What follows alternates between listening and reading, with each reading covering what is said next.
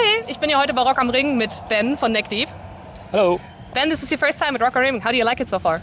Yeah, it's really cool. It's cool being on a racetrack. It's one festival that we've wanted to do for a long time, and I've never had the opportunity to do. And so yeah, got high expectations. I'm very keen to see how what Rock am Ring's all about. Yeah. You're already excited for your show later today? Yeah, definitely. I think we've got a good set list. A nice mix of some old and new stuff. We've been practicing some old stuff that we haven't played in a long time as well. So like over the festival season, I think we're going to be, playing around with our set list a little bit. So yeah, something for everyone in there, I think. It's been quite a busy year for you. You released your album at the beginning of the year. Yep. How was the response to that? Yeah, amazing. We kind of went back to our roots a bit more. Kind of just wrote a straight up, short, sharp, in-your-face pop punk record, and turns out that's what fans wanted. And we didn't have to really think too much. We just kind of did what came naturally to us, and got the seal of approval from fans. You also went to Japan shortly after the release. Yeah. How was that tour? Crazy. Yeah, Japan is probably our favorite country in the world. Just being over there, and it is amazing. You get wanderlust being over there. So yeah, that was awesome. And then obviously we were playing with Sum 41 as well, who were massively influential for us growing up, and so to be able to share the stage with them on some of their last shows has been really cool, and they were awesome too. Had a great night out on the last day with Dave and Cone as well, so yeah, that was great memories. Yeah, it's awesome.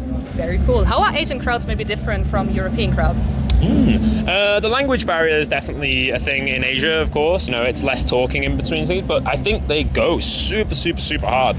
We were quite small in Japan. If there were 10, 20, 30 kids that were there to see us, they were all going hard as hell. So you get kids that fully trying to rush the barrier to get on stage. You end up watching this game of chicken between security and fans, which is, it's a bit of entertainment for us on stage. We're all turning to each other fuck, did you see that? That was fucking crazy. It just got wiped out. And you feel the love from them, definitely. They seem very appreciative of the fact that, you're out there, because I don't think they always get, as frequent a tours as we do over in Europe and the US and stuff. Yeah. So I think they're when you're there, they want to make the most of it.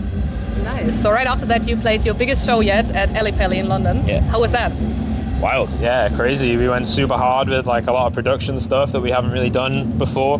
It was a different kind of show. We kind of had to play it a little differently. It felt more like a show, you know what I mean? Whereas normally we kind of go out on stage and just play it by ear and kind of do what we do. That we were really, really well rehearsed.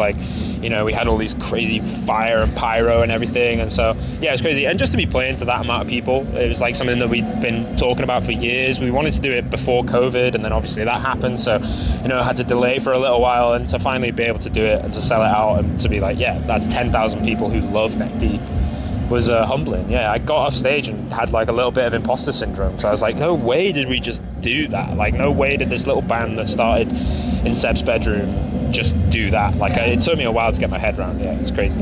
So talking about that, you've been a band for over 10 years now. What's the biggest lesson you've learned in the past years? I think to have as much control over your band as you possibly can in every area. It's a lot of work, but I think maybe not fully DIY. I'm not claiming that we're a fully DIY band, but we have a lot of control over pretty much every element of the band, and just communication between the band, whether or not whether it's good stuff or whether it's bad stuff. Just being able to be friends and be able to talk to each other about things. Yeah, generally, the more honest you can be, and the more control and that you have over your music, your image, the way you put things out, and even to the boring stuff like finances and stuff like that, just being in control of that stuff, I think is pretty crucial. At least that's the thing we've learned, is to keep more of it to us, rather than getting rid of, outsourcing a bunch of stuff, I guess.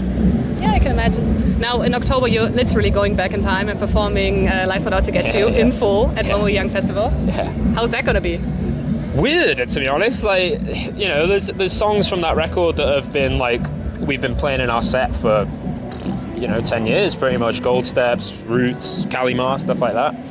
But then there's some songs off that record we've never played, and so getting a reminder of those songs, some of them I'm yeah, this is actually a great song, and we should have played this sooner. And then some of them I'm God, this song sucks. And I just think back to 19-year-old me, fucking dude, you were so naive. But it's cool because it's there's naivety in it, but then there's also it was very inspired time as well. So it's it's cool to look back at 19, 20-year-old me and think like, yeah, man, you were naive as hell, but you were inspired as well. And so it's just a nice reminder of those times. But I do find myself cringing at some lyrics. Like I'm singing, I'm like already changing some to be less cringe. So yeah, a little bit cringy at times, but also nice. Yeah. You're also playing a couple of like smaller club shows in between. Yeah.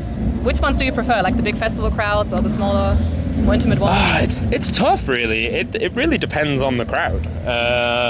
They're two different kind of shows. I think when you're playing like big festival shows, it's more about like the performance and like you being on stage and putting on a show for people. Whereas I think when you're playing small intimate venues, the crowd becomes part of the show and like they make up for a lot of the energy there. So I'd honestly maybe say I prefer playing like smaller shows, but nothing beats looking out to like thousands of people too. Yeah. So it's hard to choose, but I think in terms of like the show and how much fun we have on stage, generally I think the smaller shows tend to be pretty fun. Yeah. But they can also, for the same reason, be kind of hectic for that reason too. Like, catch a rope boot to the face, or like, I don't know, maybe you've just got someone who's a little bit too eager, that can be a bit of a weird one sometimes. But now, for the most part, I prefer like the small, no barrier shows for sure. Yeah. Which bands are you most excited to see this summer?